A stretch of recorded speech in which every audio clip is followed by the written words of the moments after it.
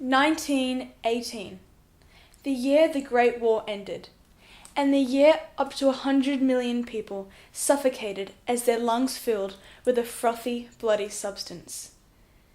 As the Great World War I came to a close, countries were relieved to have their soldiers returning home, but they didn't come alone.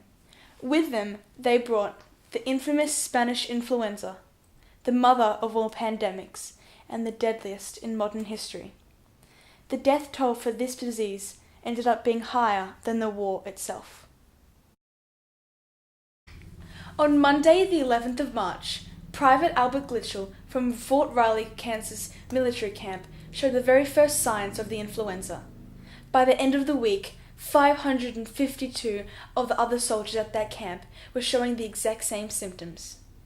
The first wave of this virus was a mild 3-day fever, with the virulence only slightly over normal levels, so it didn't catch that much attention. The second wave was much deadlier, which was brought home by the returning soldiers, with a mortality rate 20 times higher than normal. The third wave, in early 1919, reached countries like Australia, whose death toll was over 12,000.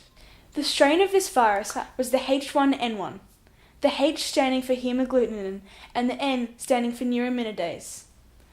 This type of disease was an influenza A virus, which is a negative sense single-stranded RNA. Almost all influenza A viruses since then have been direct descendants of this H1N1, including the recent 2009 swine flu.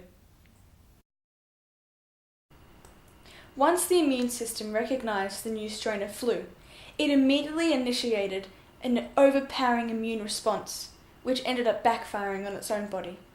The uncontrollable protective mechanism ended up destroying its own healthy cells, which meant that a strong immune system may have actually been a disadvantage.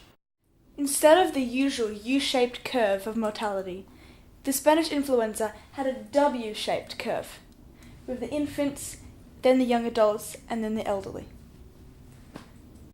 It's been 100 years, and scientists are still trying to grasp how it happened, why did so many people die, and more importantly, will it happen again?